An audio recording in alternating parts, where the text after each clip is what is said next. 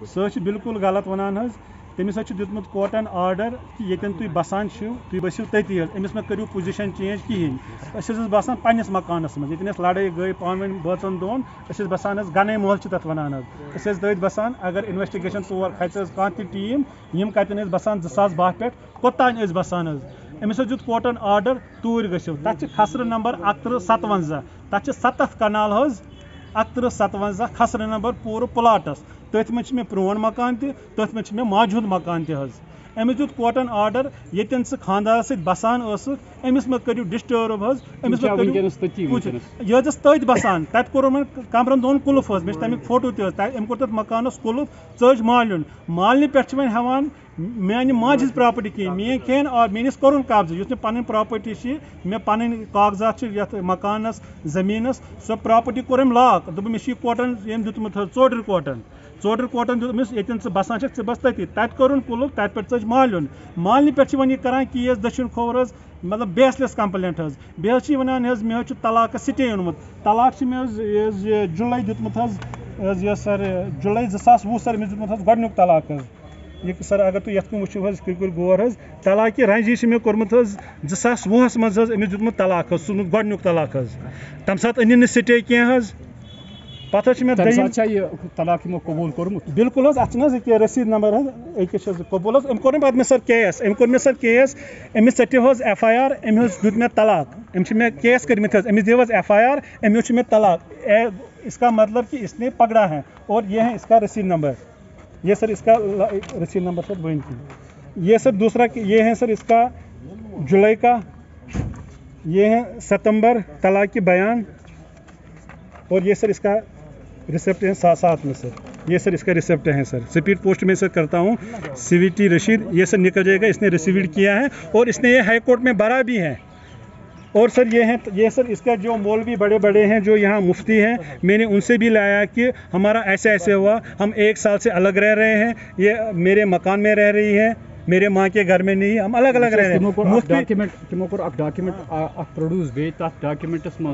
Partnership deed वो भी मैं अभी क्लियर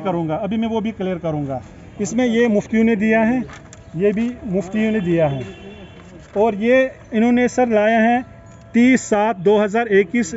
जस्टिस अली मोहम्मद मागरे तलाक पे मैं सिटी दे रहा हूँ जबकि 1 साल पहले मैंने इनको तलाक दिया है कमरे में बैठ के बोल रहे हैं कि कमरे में मत घुसो मैंने तलाक जब दिया है ये सिटे मुझे किसका है हमारा एज़ पर कानून है एज़ पर इस्लाम एज़ पर शरीयत और मैंने कानून से ही तलाक दिया है 3 तोहरों में मैंने दिया है एज़ पर लॉ के हिसाब से और शरीयत के हिसाब से भी और ये हमारा 2015 का इनके साथ फिर झगड़ा था 2015 में ये इमरान रशीद हैं और ये जहांगीर रशीद हैं जिनके साथ भी मुझे 2015 से केस चल रहा है ये आज का नहीं है ये 2015 चाहिए इनका FIR नंबर है 39/2015 ये इनका पहले भी केस था मेरे साथ और फिर उन्होंने मुझे काउंटर पर्चर मेरे खिलाफ भी किया क्योंकि इनको खाली पैसे चाहिए मेरे से अगर तुंद हिसाब मसला वन तोतामस पे वातनोमुत कोर्ट किस दायरस मज क्या वन क्योंकि कोर्ट इसको इसलिए डिले कर रहे हैं कि हो सकता है इनके आपस में फिर संबंध आ जाए फिर ये रिश्ता करे फिर ये मतलब एक दूसरे के साथ रहे कोर्ट वो चाहते हैं मगर ऐसा कुछ नहीं है क्योंकि हमने इसको शरीयतन तलाक दिया है इस्लामी तौर हमने इसको तलाक दिया है अब ये कह रही थी कि ये पार्टनरशिप की बात आपने की है मैंने 2018 में पार्टनरशिप की थी A class BAG enterprise Pantha Chowk bypass Srinagar मैंने इसका रखा था ये देखो सर ये एज खाली मैंने रजिस्ट्रेशन किया था 30,000 रुपया मैं खर्च करूँगा 10,000 रुपया CVT करेगी 10,000 रुपया मेरी बहन करेगी 80% मैं इसका पार्टनर हूँ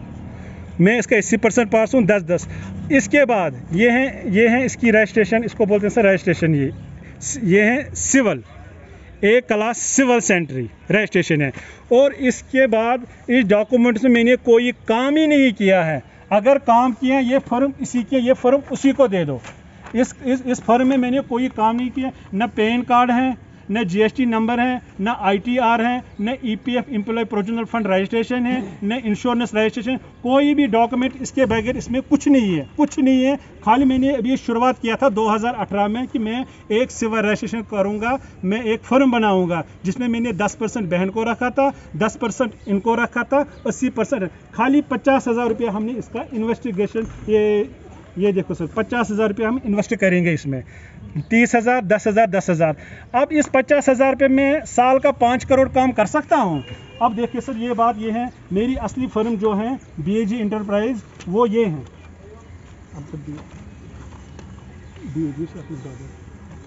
ये देखिए सर, ये हमारी BAG इंटरप्राइज है। इसमें ये एम्प्लॉयज़ हैं, CVT रशीद, ये एम्प्लॉयज़ हैं, ये इसका इंश्योरेंस नंबर है, ये मेरे मुलाजिमों का नाम है, और ये मेरी नुसरत बहन जो उसमें मैं पार्टनर दिखा रहा हूँ, ये मेरी एक्चुअली ये हैं government of Jammu and Kashmir electrical contractor, license of electrical contractor, मैं इलेक्ट्रिकल ठेकेदार हूँ। ये मेरी 2008 की रजिस्ट्रेशन है, इसमें मैं सोल प्रॉपरेटर हूँ, क्योंकि इसमें बोर्ड डॉक्यूमेंट्स में अब कितना टाइम आपसे मैं ज़ाया करूँगा। ये देखो sir, BAG enterprise VN Pampore हैं, ये VN पामपुर हैं, और ये हैं 2008 की रजिस्ट्रेशन है। मैं इलेक्ट्रिकल काम करता हूँ, और ये देखो सर, वो 2018 का है, ये 2020 का जून का मैं इसको भरा हूँ। जब हमारे साथ ठीक था तब भी मैं उसको भरा था इंश्योरेंस, और इसने इंश्योरेंस लाखों में लिया है। इस कंपनी से इन्होंने लाखों का इंश्योरेंस लिया है, क्लेम किया है कि मैं BAG की एम्प्लॉय हूँ, मुझे इंश्योरेंस दे दो, और इनके अकाउंट में आया है। ये देखो, ये नुसरत हमीद हैं, ये मेरी बहन है जो उसमें 10% में दिखा रहा हूँ, ये इनका कोड है, ये मेरे एम्प्लॉय हैं। ये मैंने खाली एक पेज रखा है, मेरे पास 200 एम्प्लॉयज़ हैं। मैं GP फंड भी भरता हूँ, ASI भी भरता हूँ। ये इंश्योरेंस है CVT रशीद, ये 2019 का है CVT रशीद एम्प्लॉय है, ये इसका एम्प्लॉय नंबर है, ये ऑनलाइन भी चेक कर सकते हैं। और ये 2018 का है, जिस दिन हमने रजिस्ट्रेशन किया है, ये भी CVT रशीद, ये एम्प्लॉयज़ है। ये लोग क्या कर, ये सारे डॉक्यूमेंट्स कोर्ट में है, क्योंकि हमें ये दिखाना नहीं था, मगर जब वो एडवर्टाइज मेरे डॉक्यूमेंट्स कर रही हैं, अब इसका मुझे जवाब देना है, क्योंकि वो बेसलेस कंप्लेंट कर रही हैं, और ये ऑलरेडी कोर्ट में है। इसमें कोर्ट ने ऑर्डर दिया है कि ये BAG इंटरप्राइज बिलाल अहमद की हैं, ये इसका सोल प्रॉपरेटर है, और JK बैंक ने भी दिया है कि ये सोल प्रॉपरेटर है, और फिर ये केस इनका डिसमिस हुआ है। अब ये हाई कोर्ट में चली गई है, नहीं इसको आर्बिट्रेशन करो, जब मुझे कोई काम किया ही नहीं है, आर्बिट्रेशन किस लिए करना है। और अगर ये फर्म है, ये मैं उन्हीं को मुबारक और ये फर्म उन्हीं को चाहिए, अगर कहीं काम किया है वो वहाँ से पैसे सारा वही ले ले। अब इंसानियत का तकाजा है कि कोर्ट भी बिला किसी ताखीर के ये चाहती है कि अगर दो मियाँ बीवी के दरमियान सलाह सफाई हो जाए, और आपके 2 बच्चे भी हैं, क्या ऐसा कोई रास्ता नहीं है आपके लिए कि आप मैंने बड़े बड़े मुफ्तियों से बात किया था, जो जमीयत अहले हदीस का बड़ा मुफ्ती हैं, जो सौलत अवलिया का बड़ा मुफ्ती है, जो हनफिया का है, जो भी यहाँ भी बड़े बड़े मौलवी हैं, मुफ्ती हैं। मैंने उनको बताया कि मैंने इनको इस कुरान के आयत से मैंने इनको तलाक दिया है 3 तोहरों में। उन्होंने बोला कि इसमें कोई गुंजाइश नहीं है, इसमें रुजू करने की कोई गुंजाइश ही नहीं है, ये आप पर हराम है। अब मुझे समझ में नहीं आ रहा है कि इसका बाप कितना ये बेशर्म है, जो लड़की को पकड़कर मेरे घर में घुसा रहा है, मेरी माँ के घर में, मेरे घर में ताला लगाया। अब मैं जाता हूँ माँ के पास नज़र मारने, माँ के पास जाता हूँ, वो पीछे से आती हैं, वो बिलाल उधर चला गया, जाओ उसको हवाले कर दो। जब मैंने, क्योंकि उसका ऑर्डर है बिलाल अहमद के मकान में आपको रहना है जहाँ आप रहती थी,